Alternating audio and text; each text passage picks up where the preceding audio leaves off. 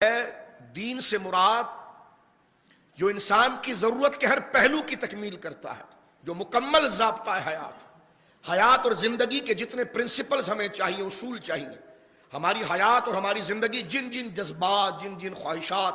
جن جن رشتے اور نعتوں کے ساتھ جڑی ہوئی ہے، ان تمام چیزوں کے لیے جو ہدایات، اصول، رہنمائی مہیا کرے گا اس کو دین کہتے ہیں۔ تو دین تین بنیادی رکن پر کھڑا ہوتا ہے، جس میں ایک اسلام ہے، ایک ایمان ہے اور ایک احسان ہے۔ اسلام ہے اطاعت اور عبادت کا نام، ایمان ہے اعتقاد اور نور کا نام، اور احسان ہے مراقبہ، یاد آوری، کس کے لیے کیا جا رہا ہے، وہ مجھے دیکھ رہا ہے، اس کے مشاہدے، اس کی رضا کے حصول کا نام۔ یہ تینوں سوال رسول کریم صلی اللہ علیہ وسلم سے جبریل نے جب کیے، اور جب جبریل جانے لگے تو سرکار دو عالم نے یہ جو جملہ کہا جاتا ہے نا کہ طریقت کا دین سے کیا تعلق ہے، تو ان تینوں سوالوں کا جواب حضور علیہ السلام نے جب دے دیا تھا، اور احسان کا حضور نے جواب یہ دیا تھا کہ جس طرح میں نے عرض کیا، پھر ریپیٹ کر دیتا ہوں کہ اسلام کے تین بنیادی رکن تھے، ایک اسلام ہے، ایک ایمان ہے اور ایک احسان ہے۔ میں نے بتا دیا کہ اسلام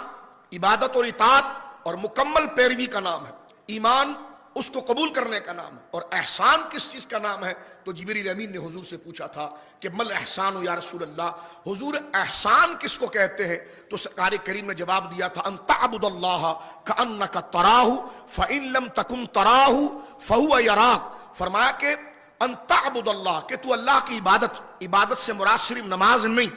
اللہ کی مرضی کے سارے کام، اور بندہ کلمہ پڑھ کے صرف 5 وقتہ نمازوں کا پابند اللہ کے حضور نہیں ہوتا ہے، بلکہ اپنی ساری زندگی اللہ کے حوالے کرتا ہے۔ اس کا سونا، بچھونا، بیچنا، خریدنا، غصہ، غم، یہ تمام چیزیں اللہ کے حکم کے تابع ہو جاتی ہے، اور جب وہ اللہ کے حکم اور اس کے کہنے پر اپنی تمام خواہشات، ضروریات کو اس میں صرف کرتا ہے، تو اسی ادائیگی غلامی کا نام عبادت ہے۔ صرف یہ 5 وقت ہو، اس کو میں تھوڑا سے آگے بڑھاتے ورس کر دینا چاہتا ہوں۔ تو یہ جو 3 رکن ہے، یعنی عبادات اور ایمان، احسان کی بات کیا ہے؟ تو جب پوچھا تو حضور نے فرمایا ان تعبد اللہ، کہ تو اللہ کی عبادت ایسے کر کأنک تراہ، اس یقین کے ساتھ کر،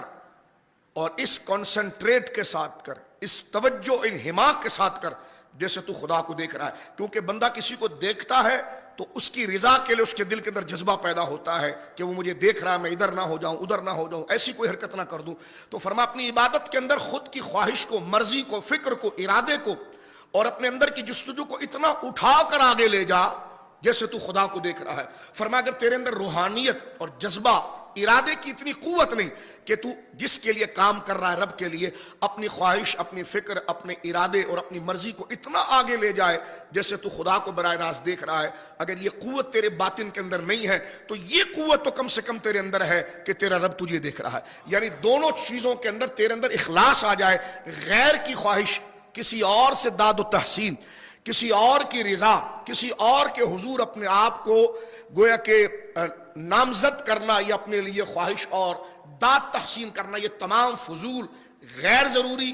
اور غیر کی رضا میں پڑھنے والے خیالات نکال کر رب کی طرف آ جانا کہ اسی سے رضا لینا، اسی سے مرتبہ لینا۔ فرمایا یہ احسان، تو یہ احسان دین کا تیسرا شعبہ ہے، رکن ہے، ایمان، اسلام اور احسان۔ جب جبریل چلے گئے تو حضور نے ان تینوں شعبوں کے بارے میں سند کیا بیان فرمائی۔ جب گئے تو صحابہ کہنے لگے یا رسول اللہ یہ کیا بتا کر گئے ہیں، اور آپ نے جو جواب دیا یہ کیا تھا؟ تو سرکار نے فرمایا ھذا جبرائیل علیہ السلام، یہ جو نوجوان میرے پاس آیا تھا یہ کوئی عام بندہ نہیں تھا، یہ فرشتہ جبریل تھا۔ آتاکم یعلمکم دینکم، یہ تمہارے پاس آیا اس لیے تھا کہ تمہیں دین کی تعلیم دے۔ تو یہاں پر صرف حضور نے اسلام کو دین نہیں فرمایا، احسان کو بھی دین فرمایا ہے۔ تو لہذا طریقت، تصوف غیر نہیں، یہ دین ہے،